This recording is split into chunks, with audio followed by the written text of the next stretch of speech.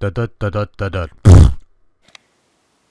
Hello, it's that time yet again where I hold a camcorder on one hand and I use the other hand to pull a bunch of random stuff into shot and claim their pickups. And we've got quite a few pickups. We're even going to showcase the stuff that I picked up for the purposes of a particular weekly series that has run its course for this month. And the Sunday gimmick table may make a comeback in some form or some fashion. Probably not as a regular feature, but something I like to pull out every once in a while. But that's another story for another time. In the meantime, we've got pickups, quite a few pickups, and let's get started with some Super Family Computer games.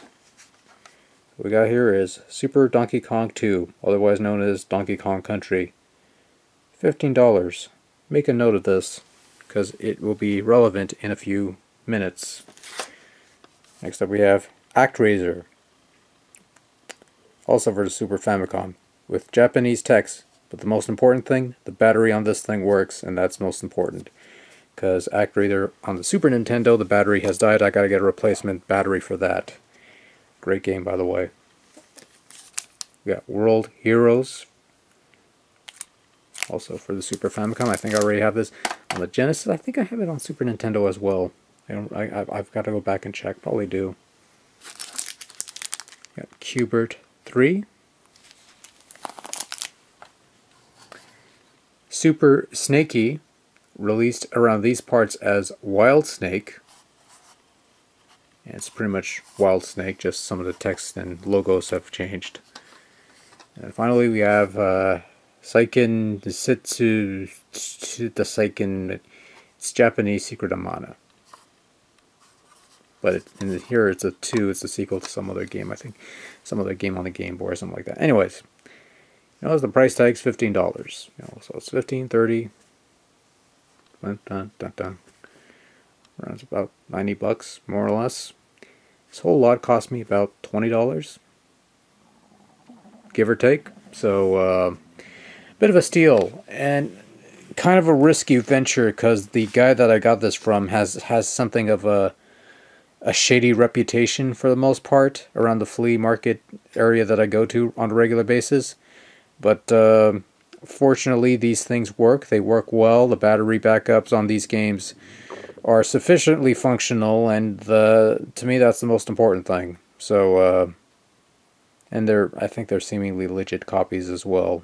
But then again, Super Famicom carts, they tend to be way the fuck cheaper than Super Nintendo carts. So a Secret of Mana card on the Super Nintendo would cost you how much? I don't know. But it's up there. Not $15, that's for sure. Unless you're buying it off some virtual console thing. Even then, actually. Who cares? The point is, these were priced 15 bucks a pop. I got them for 20 bucks. I got 20 bucks for the whole set. And that's the most important thing. So, the most important thing is I got 6 Super Famicom carts. More foreign titles to add to the pile. And speaking of foreign titles, let's check out some PS3 games. We got Alien Isolation, the Nostromo edition. I don't know what's so special about this one, but yeah, I heard the game is good. So maybe for one day for a rainy day. I haven't opened it yet, but maybe someday. And we got Sonic the Hedgehog for the PS3, because you knew this was going to be an inevitability. Get a PS3, you gotta get that game. I was going to do like a first impressions video of sorts. I've sort of teased it in a random vlog some time ago. I played it for a bit, but I just didn't have time to record some of the audio dubbing stuff, the commentary or whatever you want to call it. So I'll probably have to save that for another time. But I can tell you one thing though, other than some minor issues, I don't know. I guess I have to play deeper into the game, because I really, I've only played like about an hour, like 90 minutes worth. I didn't really do a whole lot in it. So the key thing though is I'm looking to upgrade the hard drive, because a hard drive is about 250 gigs. I'm trying to upgrade that to a terabyte hard drive. And I'm trying to figure out the methodology on how to get that done without fucking anything up. So once that's out of the way, I'll start playing these PS3 games with a little more time and care and actually try and make it a conceited effort to get these things to work properly, or whatever the case may be, or I don't know, something or other. We got Little Big Planet Game of the Year edition. Apparently they made a couple of these actually. I wanted to get that Mod Nation Racers, or Mod Racer Nations, or whatever it was called, the racing game. So I've had that on the PSP. I thought it was pretty fun. You got to make your own tracks. Those sorts of creative tools that I kind of like fiddling around with, mostly for myself. But hey, so that kind of thing appealed to me, and I've wanted to give this Little Big Planet thing a try, and I figured why not? It was cheap. And of course we got WWE 13.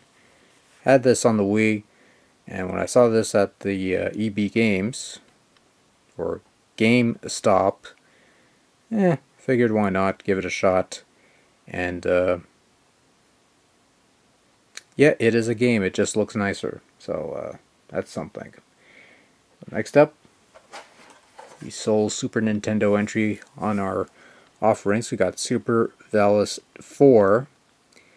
So this is the second Valis game that I have in my collection now, following Valis 3 for the Sega Genesis that I've had for several years. I actually enjoyed Valis 3 for a bit. I need to get back to that one of these days. And Super Valis 4, I'll be honest, I haven't played it yet, but I just didn't have the time, so maybe one of these days I'll be able to sit down and play it. And another oddity, another foreign title, we got Shadow Warriors 2, Ninja Gaiden 2. It is a PAL release. Yay! Fortunately, I have a Retron 5 to play this on, so it'll probably run better on that. We're gonna play it on Retron 5. And a lot of disapproving comments to follow, I'm sure, but whatever, I don't care. I have a Super Mario Bros. Hong Kong edition that runs real fast on my FC Twin. So if I were able to put it on a thing, whatever. Anyways, we got Oddworld, Abe's Odyssey for the PlayStation. Figured why not. I've never played this one, and I've heard good things about it. And considering it's one of the games included on the PlayStation Old Stuff, the reason I call it the PlayStation Old Stuff, I've actually made a video about that. Or at least I was in the process of making a video about that, but again, time constraints and all that, Christmas shopping, all that jazz. I'll probably whip that up. Actually, the reason I held off making that video, or putting it together, because the whole basis of the video, and I may still put it up one of these days, the whole basis of that video is why I didn't get a PlayStation Old Stuff. The reason I didn't put it up because it's Christmas, and I got a couple buddies that would tend to get me these odd gifts, and one of them did get me an odd gift, but it wasn't a PlayStation Old Stuff, so I dodged a bullet there, and I could make that video now. So probably sometime next month, do it as one of those ramble videos that I did like a year ago, and I kind of stopped because I just didn't have the time to do it. But there's a couple of things on the channel that I sort of got abandoned because I just didn't have the time. Or I didn't, didn't have the time or didn't have the energy to stay up at night and put it all together. But in any event, we're trying to fix that for 2019. Bear with me, I guess. Also for the PlayStation, Cool Borders 4, because this was also actually a prequel. Some variation of Cool Borders was on the PlayStation Old Stuff. I think the second game was on there. And I wanted to get a Cool Borders game just to try it out, and this was the cheapest one. It was about $5, so I figured. And I kind of regret it. I needed Cool Borders something for said video. That's why I bought it, and I kind of regret buying it now because A, I'm not good at those sort of extreme sports games, and 2, it's not the sort of game I would normally go for. But regardless, I'll probably get whatever mileage I can from it for like, the 5-10 days that I'll spend on it total, and then I'll forget about it, and then maybe somewhere down the line I'll try and get rid of it, deposit at a thrift store or something, or maybe get some puff change out of it or whatever.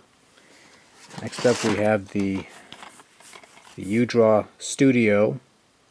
The tablet is stored away in a separate area because it did come with a tablet.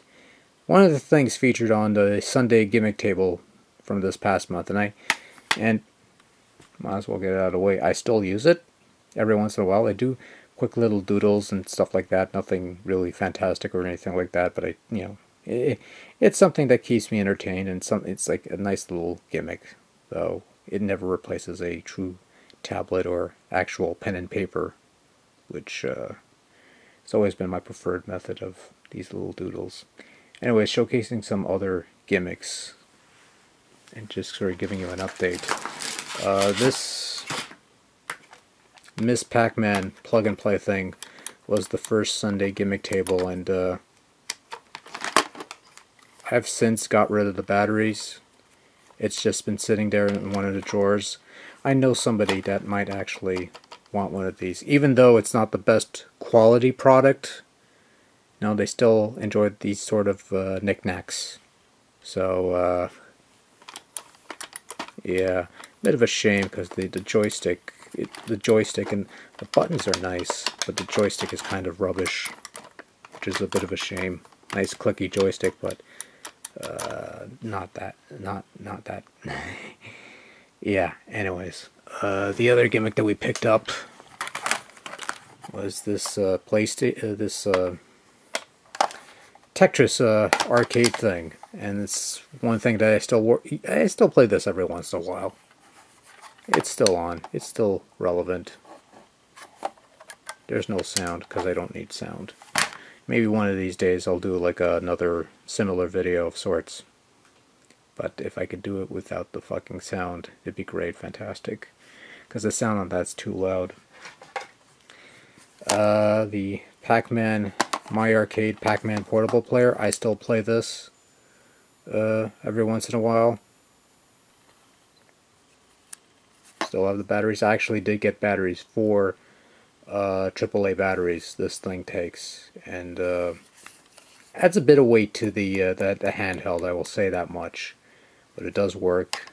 And you know, the 3 games, it's something.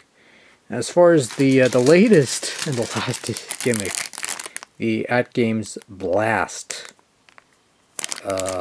like I said in the video, it was my first dongle product. It's my last dongle product. And I figured it would have been my last AtGames product, but I had a feeling I would have picked up something like one of those portable players, because even if the sound quality is shit, I tend to play those things on the road, which means the volume is down anyways. It's a non-factor, and I don't know. So anyways, I thought this was going to be my last AtGames product. But then a buddy came along and got me this little piece of business as a Christmas gift. The Legends Flashback from AtGames. 50 classic games, a mix of arcade titles and some NES games and a couple Super Nintendo games or something or other. And none of the AtGames classics like Mr. Balls or Air Hockey or I forget what else. And I'm not going to say a whole lot. I might make this a separate subject matter, but I will say this much. And I don't think I say this with any form of irony. This is a better deal for me than the PlayStation old stuff, and it's a much better gift than if somebody were to have given me a PlayStation old stuff, because man, even with all its faults, it's just a better deal. At least I think so. Personally, you know, just some games on here that I've never played before that I've had fun with, even if the emulation is kind of spotty and not all that fantastic. You know, it's good enough, I guess. But, yeah, this is another story for another time. a cool little Christmas gift, because I wanted to get this instead of that, but I couldn't find this, so I ended up getting this, and I fucking regret getting this, but a buddy of mine got me that, and I'm happy. I'll probably get him that. Actually, you know what, I got another thing I could probably get him for his birthday or something, but yeah, it's okay. So this is the stuff, the last, oh, this crap, this past month of December, and a couple of these are going away, are being given away, and a couple other things, well, they get stored in the collection, I guess. So anyways, that's it. Till next time, take care. Have yourselves all a wonderful, happy new year. All the best, and hope 2019 ends up being better than 2018. 2018 has been up and down, and hopefully the next year will be better than that. And that's all you could ever hope for, is for the next year to be better than the last year, regardless of whether the last year was the best year of your life, or it was the worst, or just somewhere in between. So, all the best. Until next time, take care, and good night.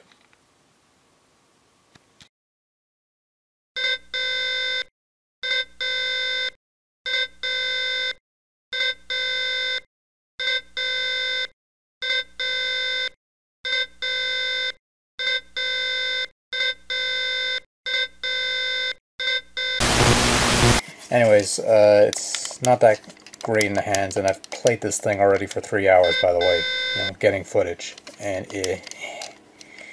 after a while this starts to hurt my thumb. The buttons, they're not the greatest buttons in the world, but they serve a purpose for what little you do with them, and yeah. So that's as far as I'm going to go as far as the externals. I think I've wasted more than enough time talking about the externals. Let's get to the real meat and potatoes of this device and look at the games for who knows how many hours we're going to be here, but we are going to be here a good long while. So,